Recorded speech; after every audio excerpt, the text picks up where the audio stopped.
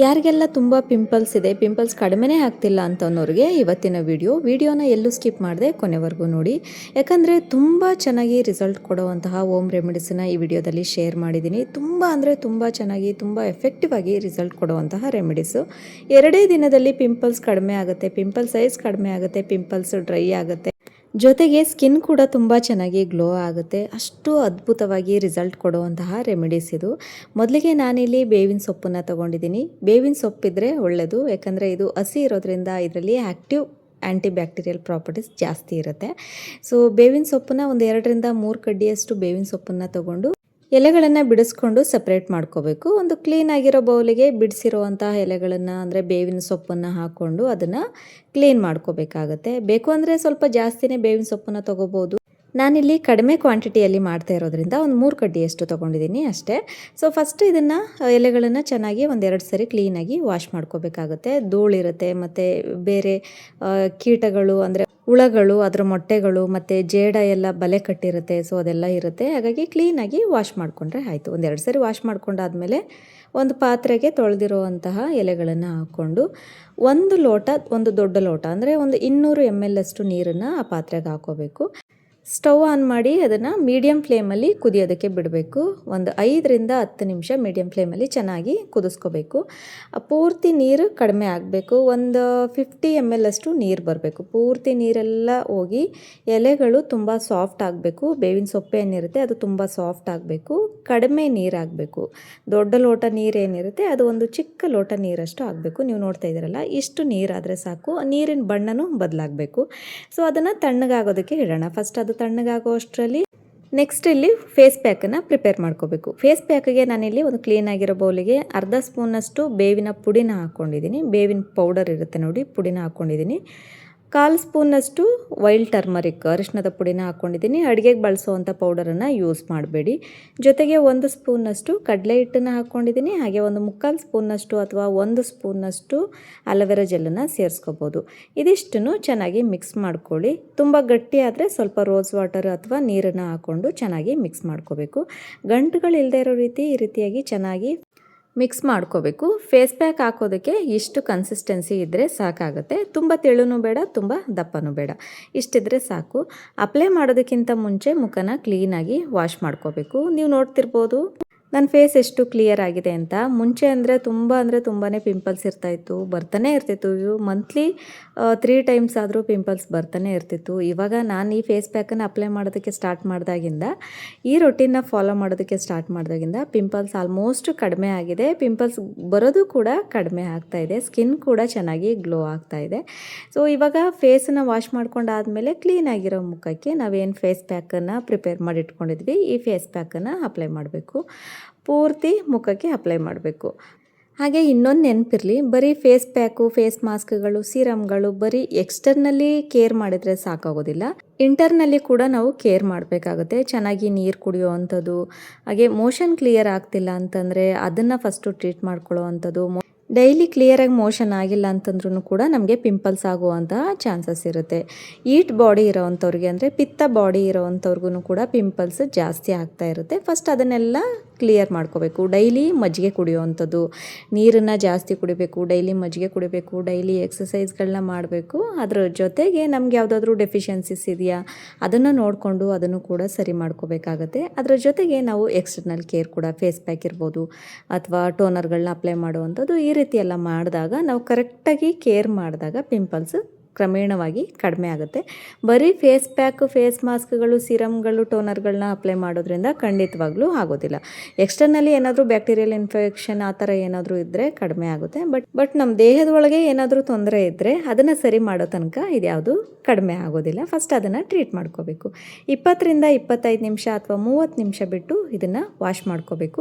Normal ವಾಟರಿಂದ ಅಂದರೆ ತಣ್ಣೀರಿಂದನೇ wash ಮಾಡ್ಕೋಬೇಕು. First ತುಂಬ ಡ್ರೈ ಆಗಿರುತ್ತೆ. ಈ ರೀತಿಯಾಗಿ ಒಂದು ಬಟ್ಟೆ ಅಥವಾ ಒಂದು ಸ್ವಲ್ಪ ನೀರನ್ನು ಹಾಕ್ಕೊಂಡು ಅದನ್ನು ವೆಟ್ ಮಾಡ್ಕೋಬೇಕು. ಫಸ್ಟ್ ಅದು ತೇವ ಮಾಡಿಕೊಂಡ್ರೆ ಕ್ಲೀನ್ ಮಾಡ್ಕೊಳ್ಳೋದಕ್ಕೆ ಈಸಿ ಆಗುತ್ತೆ. ಇಲ್ಲ ಅಂತಂದರೆ ತುಂಬ ಡ್ರೈ ಆಗಿರುತ್ತೆ, ಸ್ಕಿನ್ನಿಗೆ ತುಂಬ ಅಂಟ್ಕೊಂಡಿರುತ್ತೆ, ಅದು ಉಜ್ಜಿ ತೆಗಿಬೇಕಾಗತ್ತೆ. ಆವಾಗ ಸ್ಕಿನ್ಗೆ ಇರಿಟೇಟ್ ಆಗುವಂಥದ್ದು, ಸ್ಕಿನ್ ಉರಿಯುತ್ತೆ, ಚರ್ಮ ಉರಿಯುವಂಥದ್ದು, ಬರ್ನಿಂಗ್ ಸೆನ್ಸೇಷನು, ರೆಡ್ನೆಸ್ ಈ ಥರ ಎಲ್ಲ ಆಗುತ್ತೆ.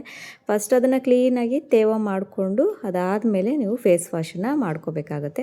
ನಾನು ಈ ರೀತಿಯಾಗಿ ಒಂದು ಸ್ಪಾಂಜನ್ನು ಯೂಸ್ ಮಾಡ್ತೀನಿ ಯಾವಾಗಲೂ ಫೇಸ್ ಪ್ಯಾಕನ್ನು ರಿಮೂವ್ ಮಾಡೋದಕ್ಕೆ. ಫಸ್ಟು ಅದನ್ನು ತೇವ ಮಾಡಿಕೊಂಡು ಈಸಿಯಾಗಿ ರಿಮೂವ್ ಮಾಡ್ಬೋದು ಸ್ಪಾಂಜಿಂದ. ಆಮೇಲೆ ನೀರನ್ನು ಸಹ ಕಡಿಮೆ ಯೂಸ್ ಮಾಡ್ಬೋದು. ಸೊ ಈ ರೀತಿಯಾಗಿ ಸ್ಪಾಂಜಿಂದ ಎಲ್ಲ ಕ್ಲೀನ್ ಮಾಡಿ ಆದಮೇಲೆ ಮತ್ತೆ ಕ್ಲೀನಾಗಿರೋ ವಾಟರಿಂದ ಫೇಸ್ ವಾಶನ್ನು ಮಾಡ್ಕೋವಂಥದ್ದು. ಸೋಪನ್ನು ಹಾಕಬಾರ್ದು, ಸೋಪು ಫೇಸ್ ವಾಶ್ಗಳಿಗೆ ಏನು ಯೂಸ್ ಮಾಡಬಾರ್ದು. ಪ್ಲೈನ್ ವಾಟರಿಂದ ಮುಖನ ವಾಶ್ ಮಾಡಿಕೊಂಡ್ರೆ ಸಾಕಾಗುತ್ತೆ.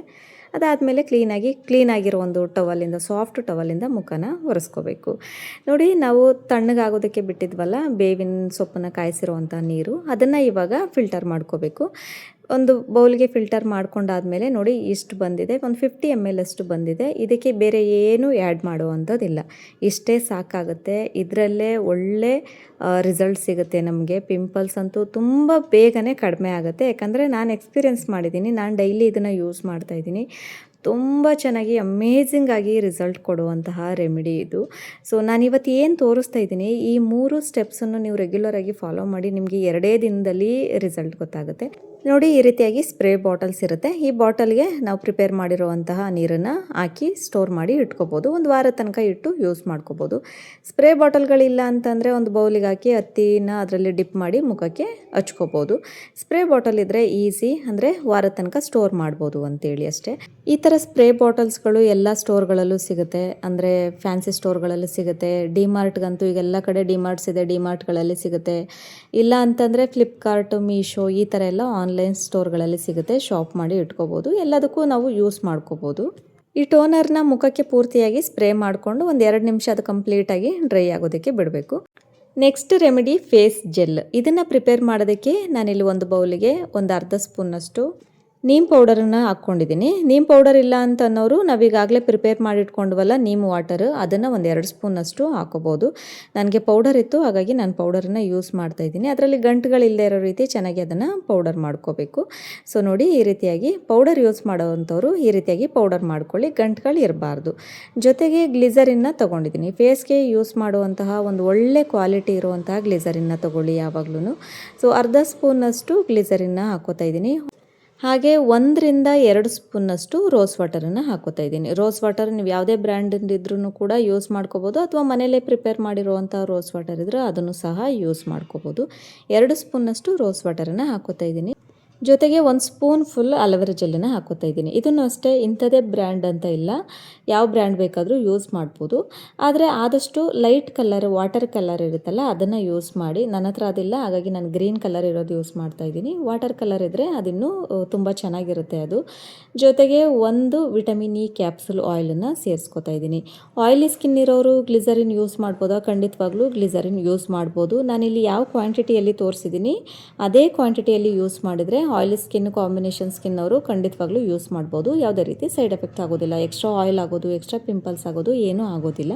ಡ್ರೈ ಸ್ಕಿನ್ ಇರೋವಂಥವ್ರು 1 ಸ್ಪೂನ್ನಷ್ಟು ಯೂಸ್ ಮಾಡಿ, ಎಕ್ಸ್ಟ್ರಾ 1 ವಿಟಮಿನ್ ಇ ಕ್ಯಾಪ್ಸುಲನ್ನು ಯೂಸ್ ಮಾಡಿ. ಆಯಿಲಿ ಸ್ಕಿನ್ ಇರೋರು ಒಂದೇ ವಿಟಮಿನ್ ಇ ಕ್ಯಾಪ್ಸುಲ್, ಹಾಗೆ ಅರ್ಧ ಸ್ಪೂನಷ್ಟು ಗ್ಲಿಸರಿನ್, ಇದಿಷ್ಟನ್ನು ಚೆನ್ನಾಗಿ ಮಿಕ್ಸ್ ಮಾಡ್ಕೋಬೇಕಾಗತ್ತೆ. ನೋಡಿ, ಈ ಕನ್ಸಿಸ್ಟೆನ್ಸಿ ಬರಬೇಕು. ಚೆನ್ನಾಗಿ ಮಿಕ್ಸ್ ಮಾಡಿ ಆದಮೇಲೆ ಈ ರೀತಿಯಾಗಿ ಒಂದು ಚಿಕ್ಕ ಡಬ್ಬಿ ಅಥವಾ ಕಂಟೈನರ್ ಇರುತ್ತೆ, ಅಥವಾ ಕ್ರೀಮ್ ಕಂಟೈನರ್ಗಳಿರುತ್ತಲ್ವ, ಇದರಲ್ಲಿ ಹಾಕಿ 1 ವಾರದ ತನಕ ಇಟ್ಟು ಸ್ಟೋರ್ ಮಾಡ್ಬೋದು. ಫ್ರಿಜ್ಜಲ್ಲಿಟ್ಟು ಸ್ಟೋರ್ ಮಾಡ್ಬೋದು.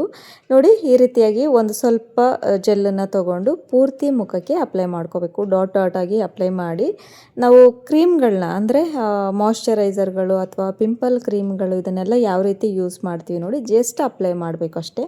ಪೂರ್ತಿ ಮುಖಕ್ಕೆ ಸ್ಪ್ರೆಡ್ ಆಗೋ ರೀತಿ ಅಪ್ಲೈ ಮಾಡಬೇಕು. ಮಸಾಜ್ ಮಾಡಬಾರ್ದು, ಜೋರಾಗಿ ಉಜ್ಜೋದು, ಮಸಾಜ್ ಮಾಡೋದು ಆ ರೀತಿ ಎಲ್ಲ ಮಾಡಬಾರ್ದು. ಜಸ್ಟ್ ಅಪ್ಲೈ ಮಾಡಿ ಪೂರ್ತಿ ಮುಖಕ್ಕೆ ಸ್ಪ್ರೆಡ್ ಆಗೋ ರೀತಿ ಅಪ್ಲೈ ಮಾಡಿದರೆ ಸಾಕಾಗುತ್ತೆ. ಫಸ್ಟು ಫೇಸ್ ಪ್ಯಾಕನ್ನು ಅಪ್ಲೈ ಮಾಡಬೇಕು. ಅದಾದಮೇಲೆ ಟೋನರು, ಬೇವಿನ ವಾಟರ್ ಅದನ್ನು ಸ್ಪ್ರೇ ಮಾಡ್ಕೋಬೇಕು. ಅದಾದ ನಂತರ ನಾವು ಈ ಜೆಲ್ಲನ್ನು ಅಪ್ಲೈ ಮಾಡಬೇಕು. ಈ ಫೇಸ್ ಜೆಲ್ನ ಅಪ್ಲೈ ಮಾಡಿ ಆದಮೇಲೆ ಇಡೀ ರಾತ್ರಿ ನೀವು ಹಾಗೆ ಬಿಡ್ಬೋದು, ಒಳ್ಳೆ ರಿಸಲ್ಟ್ ಸಿಗುತ್ತೆ. ಇಲ್ಲ ಅಂತನೋರು 2 ರಿಂದ 3 ಅವರ್ ಬಿಟ್ಟು ನಾರ್ಮಲ್ ವಾಟರಿಂದ, ಜಸ್ಟ್ ನೀರಿಂದ ಫೇಸ್ ವಾಶನ್ನು ಮಾಡ್ಕೋಬೇಕಾಗತ್ತೆ. ಫೇಸ್ ಪ್ಯಾಕನ್ನು ವಾರಕ್ಕೆ 3 ಸರಿ ಅಪ್ಲೈ ಮಾಡಿ ಈ ಟೋನರ್ ಮತ್ತು ಜೆಲ್ ಏನಿದೆ ಅದು ಡೈಲಿ ಯೂಸ್ ಮಾಡ್ಬೋದು. ಇದರಿಂದ ತುಂಬ ಚೆನ್ನಾಗಿ ರಿಸಲ್ಟ್ ಸಿಗುತ್ತೆ. ನಿಮಗೆ ಪಿಂಪಲ್ಸ್ ಗ್ರೋತ್ ಕಡಿಮೆ ಆಗುತ್ತೆ, ಪಿಂಪಲ್ ಸೈಜ್ ಕಡಿಮೆ ಆಗುತ್ತೆ, ಬೇಗ ಪಿಂಪಲ್ಸ್ ಕ್ಲಿಯರ್ ಆಗುತ್ತೆ, ಸ್ಕಿನ್ ಕೂಡ ತುಂಬ ಚೆನ್ನಾಗಿ ಗ್ಲೋ ಆಗುತ್ತೆ. ಪಿಂಪಲ್ಸ್ ಬರೋದನ್ನು ಪ್ರಿವೆಂಟ್ ಮಾಡೋದು ಹೇಗೆ ಅಂತಂದರೆ, ಫಸ್ಟು ನಾವು ಉಗುರಿಂದ ಕೈಗಳಿಂದ ಪದೇ ಪದೇ ಮುಖನ ಮುಟ್ಟುವಂಥದ್ದು, ಪಿಂಪಲ್ಸ್ನ ಚಿವುಟುವಂಥದ್ದು ಈ ರೀತಿ ಎಲ್ಲ ಮಾಡಬಾರ್ದು. ಅದನ್ನು ಸ್ಟಾಪ್ ಮಾಡಬೇಕಾಗತ್ತೆ. ನೆಕ್ಸ್ಟು ಪಿಲ್ಲೋ ಕವರ್ಗಳನ್ನು ಅಥವಾ ಬೆಡ್ಶೀಟು ಬ್ಲ್ಯಾಂಕೆಟ್ಗಳನ್ನು ವಾರಕ್ಕೆ 1 ಸರಿ ಅಂತೇನಾದರೂ ಚೇಂಜ್ ಮಾಡಬೇಕು. ಪಿಲ್ಲೋ ಕವರ್ಗಳನ್ನು ವಾರಕ್ಕೆ 2 ಸರಿ ನೀವು ಚೇಂಜ್ ಮಾಡಬೇಕಾಗತ್ತೆ. ಆರ್ಶ್ ಕೆಮಿಕಲ್ಸ್ ಇರುವಂತಹ ಪ್ರಾಡಕ್ಟ್ಗಳನ್ನು ಅಪ್ಲೈ ಮಾಡೋದನ್ನು ಆದಷ್ಟು ಅವಾಯ್ಡ್ ಮಾಡಿ. ಆದಷ್ಟು ನ್ಯಾಚುರಲ್ ಇಂಗ್ರೀಡಿಯೆಂಟ್ಸ್ ಇರುವಂಥ ಪ್ರಾಡಕ್ಟ್ಗಳನ್ನು ಯೂಸ್ ಮಾಡಿ. ಹರ್ಬಲ್ ಪ್ರಾಡಕ್ಟ್ಗಳನ್ನು ಯೂಸ್ ಮಾಡಿದರೆ ಒಳ್ಳೆಯದು. ಇವತ್ತಿನ ವಿಡಿಯೋ ಇಷ್ಟ ಆದರೆ ಲೈಕ್ ಮಾಡಿ, ಶೇರ್ ಮಾಡಿ, ಸಬ್ಸ್ಕ್ರೈಬ್ ಮಾಡೋದನ್ನು ಮರಿಬೇಡಿ.